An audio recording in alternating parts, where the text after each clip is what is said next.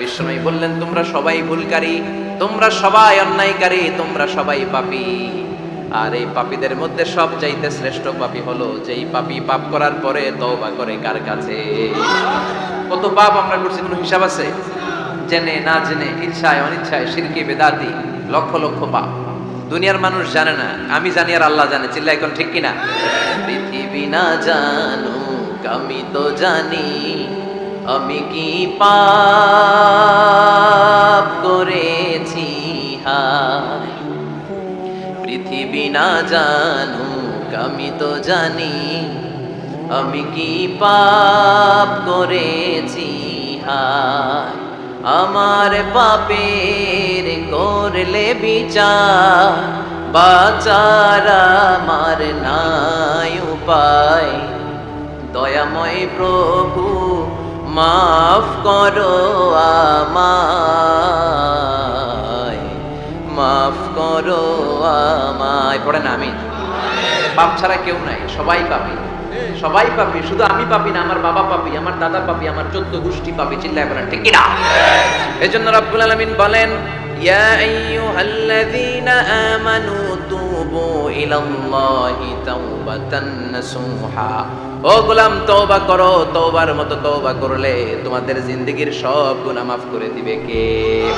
কুল ইয়া ইবাদিয়াল্লাযীনা আসরাফু আলা আনফুসিহিম লা তাকনাতু মির রাহমাতিল্লাহ ইন্নাল্লাহা ইয়াগফিরুয যুনুবা জামিআ ইন্নাহু হুয়াল গফুরুর রহিম। সুবহানাল্লাহ পড়েন।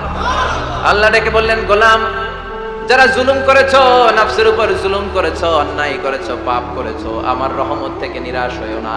ক্ষমার মতো ক্ষমা চাইলে আমি তোমার জিন্দেগীর সব গুনাহ ক্ষমা করে দিতে পারি। চিল্লায় বলেন ঠিক কিনা?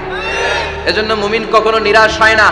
আবার আল্লাহ বললেন, লা তাইআসু মির রাউহিল্লাহ, আমার রহমত, আমার দয়া, আমার ভালোবাসা থেকে নিরাশ হয়ো না। ইন্নাহু লা ইয়াইআসু মির রাউহিল্লাহি ইল্লাল কওমুল কাফিরুন। কাফির ছাড়া, গাদ্দার ছাড়া, মুনাফিক ছাড়া আমার রহমত, আমার দয়া, আমার ভালোবাসা থেকে কোনো মুমিন নিরাশ হতে পারে না। Never lose hope, never give up, never give up. কখনো আশা ছাড়া যাবে না। নেভার লুজ হোপ, কখনো নিরাশ হওয়া যাবে না। মুমিন কখনো নিরাশ হতে পারে। আপনি কত পাপ করেছেন, আপনি কত অন্যায় করেছেন, আপনি কত ভুল করেছেন, আপনি নিজের উপরে কত জুলুম করেছেন। আপনার পাপ, অন্যায় আর গুনাহগুলো যদি হয় খালের পানির সমান, বিলের পানির সমান, জেনে রাখবেন আল্লাহর দয়া হলো সাগরের পানির সমান। আমাদের পাপ আর অন্যায় যদি হয় পাহাড়ের সমান, আল্লাহর দয়া আকাশের সমান। আমাদের পাপ আর অন্যায় যদি হয় আকাশের সমান, আল্লাহর দয়া আর ভালোবাসা হলো তার আরশের সমান। ঠিক কি না? কত পাপ আপনি করেছেন, চোখের পানি ছেড়ে জায়নামাজটা বিছিয়ে আল্লাহর কাছে ক্ষমা চান। যাওয়ার মতো চাইলে সব গুনাহ মাফ করে দিতে পারে কে? এজন্য রাব্বুল আলামিন বলেন, গোলাম তওবা কর। তওবাকারীদেরকে পছন্দ করে কে? বিশ্বনবীর আগের গুনাহও মাফ, পরের গুনাহও মাফ।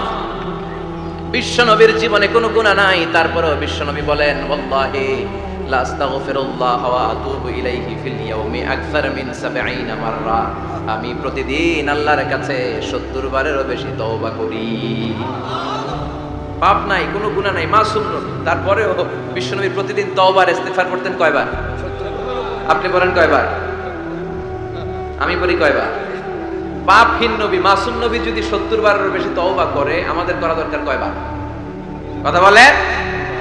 এজন্য সাইয়েদনা আদম আলাইহিস সালাম ভুল করেছে, আমরাও ভুল করি।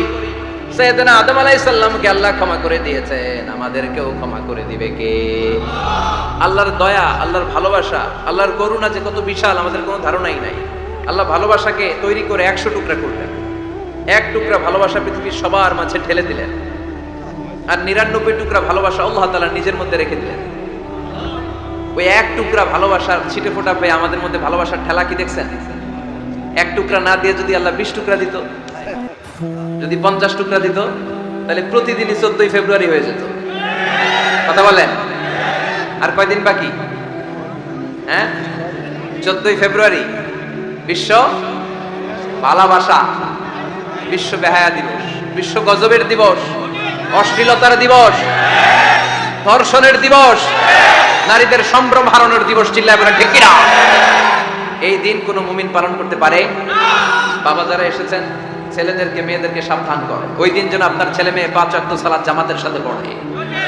ওই দিন যেন আল্লাহর কোরআন তেলাওয়াত করে আল্লাহর কাছ থেকে ক্ষমা চেয়ে নেয়। এই দিনগুলো আমাদের জন্য নয়, এগুলো পাশ্চাত্যের লোকেরা পালন করে, যাদের মধ্যে কোনো ভালোবাসা নাই, যাদের মধ্যে কোনো মায়া মহব্বত নাই, যাদের মধ্যে কোনো দরদ নাই।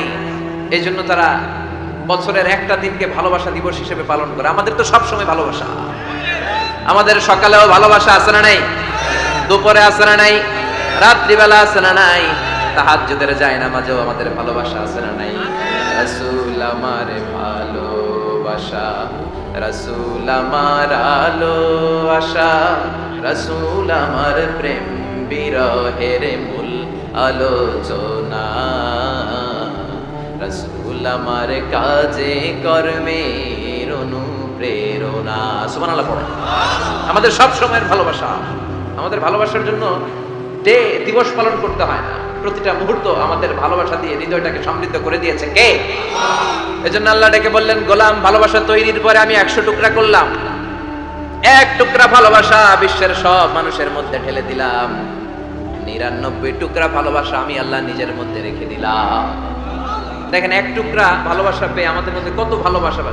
ভালোবাসার গান আছে না নাই, নাটক আছে না নাই, উপন্যাস আছে না নাই, ভালোবাসার ফিল্ম আছে না নাই। হাজবেন্ডের জন্য ওয়াইফের ভালোবাসা, বন্ধুর জন্য বন্ধুর ভালোবাসা, আবার গার্লফ্রেন্ডের জন্য বয়ফ্রেন্ডের ভালোবাসা আছে না নাই। আমরা কি এই ভালোবাসা করব? ভালোবাসা সব হবে বিয়ের পরে। চিল্লায় বলেন ঠিক কিনা? আপনি আপনার হাত স্ত্রীর হাতের সাথে মিলালে 2 হাতের সগীরা গুনাহ মাফ করে দেয় কে? আপনি আপনার নজরটা স্ত্রীর চেহারার দিকে ফেললে চোখের সগীরা গুনাহ মাফ করে দেয় কে?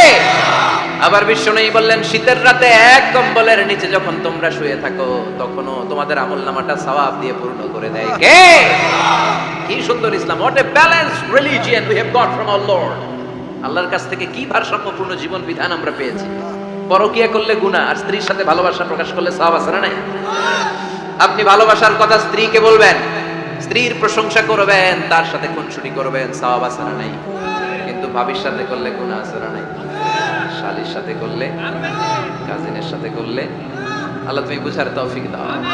ভালোবাসা তিনি 100 টুকরা করে সবার মধ্যে ঢেলে দিলেন, 1 টুকরা নিজের মধ্যে রাখলেন 99 টুকরা। এরপরেও কত ভালোবাসার উপমা গোটা বিশ্বব্যাপী। প্রাণীদের মধ্যে আল্লাহ ভালোবাসা দিলেন। দেখবেন মুরগির বাচ্চা নিয়ে যখন মা মুরগিটা হাঁটে, ছোট বাচ্চাটা ধরা যায় না, ধরতে গেলেই লাফিয়ে কামড়াতে আসে, ঠিক কিনা? বাছুরের গায়ে হাত দেয়া যায় না, গাভী রেগে যায়। ছেলের জন্য ছেলেকে বাঁচাতে যে বাবা অ্যাক্সিডেন্ট করে মরে যায়, কলিজার টুকরা মেয়েটারে বাঁচানোর জন্য মা মরে যায়, আছে না নাই? আমি নিজে পেপার কাটিং এ পড়েছি, বন্যার পানিতে পানি খেতে খেতে মা শেষ। দুধের বাচ্চাটা মেয়েটারে বালতির মধ্যে ধরে মা মাথার উপরে তুলে ধরেছে, বন্যার পানি খেতে খেতে মা শেষ, বাচ্চা মরে নাই। তার মানে কলিজার টুকরা মেয়ের জন্য মা জীবন বিলিয়ে দিয়েছে। এক টুকরা ভালোবাসার ছিটে ফোঁটা তোমরা পেয়েছো। সাইয়েদনা আদম থেকে শুরু করে up to the day of judgement, কিয়ামত পর্যন্ত সবাই মিলে আমরা ভাগে যুগে কয় টুকরা? কথা বলেন। আর আল্লাহ নিজের কাছে রেখে দিয়েছেন কয় টুকরা? তাহলে ভালোবাসা আল্লাহর বেশি না কম?